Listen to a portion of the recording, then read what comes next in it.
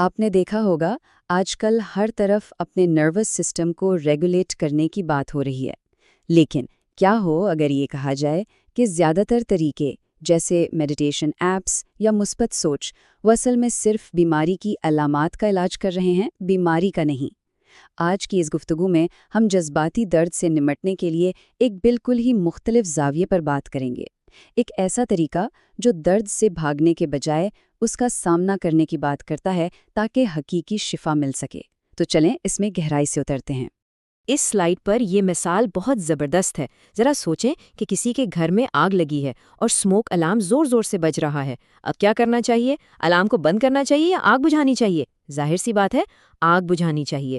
تو پریشانی، غصہ اور اداسی جیسے احساسات بھی بالکل اسی سموک الارم کی طرح ہیں۔ یہ صرف سگنل ہے، اصل مسئلہ نہیں۔ اصل مسئلہ تو وہ آگ ہے جو اندر جل رہی ہے، یعنی ہمارے ماضی کے صدمات اور وہ درد جن کا حل نہیں نکالا گیا۔ اور یہیں پر آ کر ہم اکثر غلطی کر جاتے ہیں۔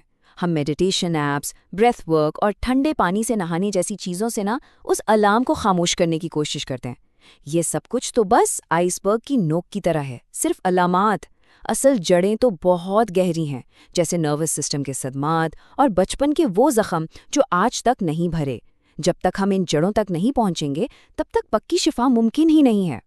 تو سوال یہ ہے کہ جب ہم اس درد سے بھاگتے ہیں تو ہوتا کیا ہے؟ اصل میں ہم انجانے میں اس آگ کو اور بھڑکا رہے ہوتے ہیں۔ آئیے دیکھتے ہیں کہ یہ مزاحمت کا چکر ہمارے دکھ کو کیسے بڑھاتا ہے۔ یہ ہے ڈسٹریکشن لوپ، یعنی بھٹکانے والا چکر۔ ہوتا یہ ہے کہ جب اندرونی درد اٹھتا ہے تو ہمارا نفس یعنی ایگو فوراً گھبرا کر مزاحمت کرتا ہے۔ نفس کو تو فوری خوشی چاہیے، اس لیے وہ بھٹکنے کے طریقے ڈھونڈتا ہے، جیسے موبائل پر سکرولنگ کرنا یا کسی نشے کا سہارا لینا۔ اس سے درد وقتی طور پر دب تو جاتا ہے، لیکن حقیقت میں وہ اور گہرائی میں دفن ہو جاتا ہے اور یوں یہ چکر چلتا رہتا ہے۔ تو دیکھیے، ہمارے سامنے دو راستے ہیں۔ پہلا ہے دسا، یعنی دبانا۔ اس میں ہم تکلیف اور درد سے بھاگتے ہیں اور اپنے جذبات کو چھپاتے ہیں۔ اس کا نتیجہ کیا نکلتا ہے؟ بیماری، بے سکونی اور ہر وقت کا خوف۔ دوسرا راستہ ہے زکھا، یعنی پاک کرنا۔ اس میں ہم تکلیف کا مکمل سامنا کرتے ہیں اور جذبات کو اوپر آنے کا موقع دیتے ہیں، اور اس کا نتیجہ ہے حقیقی شفا اور ہمیشہ کا سکون۔ اور یہاں ایک بہت بہت اہم نکتہ ہے جسے سمجھنا ضروری ہے۔ ذہن کا علاج نہیں کر سکتا۔ ہمارا نفس یا ہماری انا جو ہمیں درد سے بچانے کی کوشش کر رہی ہوتی ہے، وہی اصل میں ہمیں اس درد میں پھنسائے رکھتی ہے۔ اس لیے جب شفا کی بات آتی ہے تو ہمارا نفس سب سے برا رہنما ثابت ہوتا ہے۔ اچھا، تو اگر بھاگنا اور مزاحمت کرنا ہی مسئلہ ہے تو پھر حل کیا ہے؟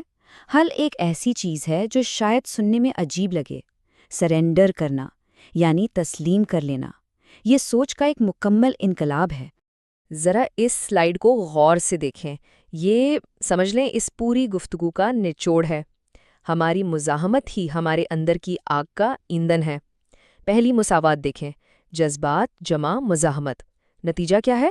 دکھ، تکلیف۔ لیکن دوسری مساوات دیکھیں، جذبات جمع قبولیت، نتیجہ ہے سکون۔ جیسے ہی مزاحمت ختم ہوتی ہے، آگ کا ایندھن ختم ہو جاتا ہے اور وہ خود بخود بجھ جاتی ہے۔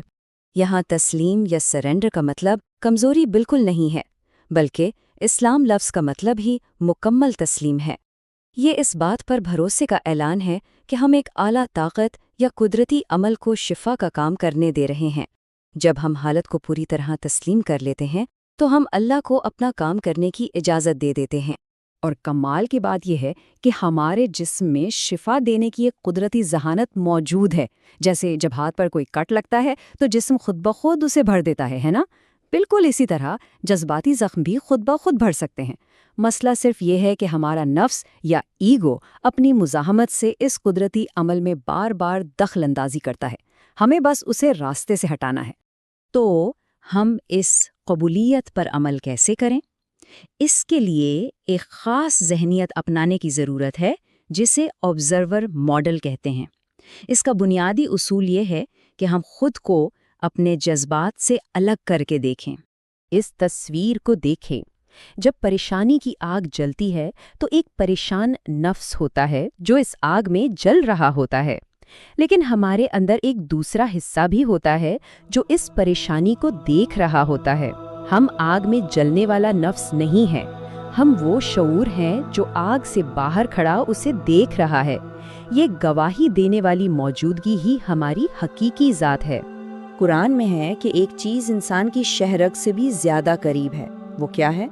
وہ یہی اندر کا شعور ہے، یہی گواہی دینے والی موجودگی ہے۔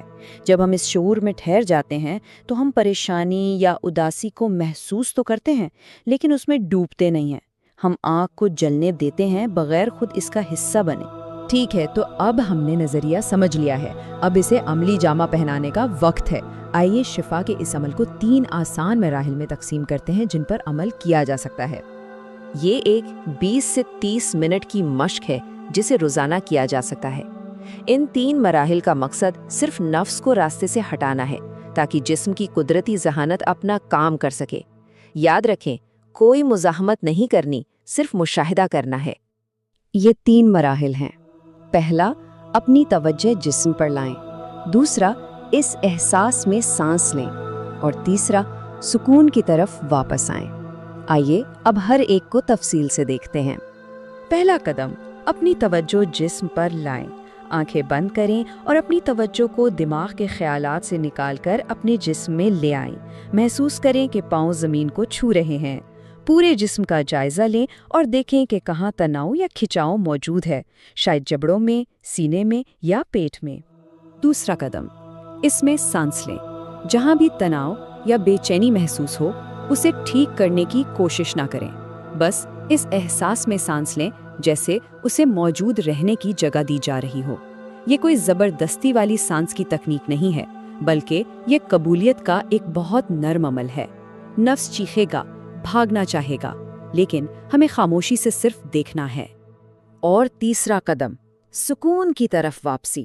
جب جذبات کا طوفان گزر جائے تو کچھ دیر اس گہری خاموشی اور سکون میں رہیں۔ محسوس کریں کہ مشق شروع کرنے سے پہلے اور اب حالت میں کتنا واضح فرق ہے۔ یہ وہ حقیقی سکون ہے جو اللہ کی یاد میں ملتا ہے۔ تو آگے کا راستہ کیا ہے؟ دیکھیے، علم کو عمل میں لانے کا بہترین طریقہ ہے مستقل مزاجی۔ اسی لیے ہم ایک چیلنج پیش کر رہے ہیں۔ یہ ہے 30 دن کا چیلنج۔ اگر اس مشق کو 30 دن تک باقاعدگی سے دہرایا جائے تو نروس سسٹم منظم ہو سکتا ہے اور زندگی میں ایک بہت گہری تبدیلی آ سکتی ہے۔ یہ ایک دن کا کام نہیں ہے، لیکن ہر روز زخموں کی ایک نئی تہ پر کام ہوگا اور زندگی بہتر سے بہتر ہوتی جائے گی۔ اگر اس سفر میں یہ وضاحت مددگار ثابت ہوئی تو براہ کرم اسے لائک کریں تاکہ یہ پیغام مزید لوگوں تک پہنچ سکے۔ چینل کو سبسکرائب کریں اور بیل آئیکن کو بھی دبا دیں تاکہ شفا کے اس سفر پر ہم جڑے رہیں۔ دیکھنے کا بہت شکریہ۔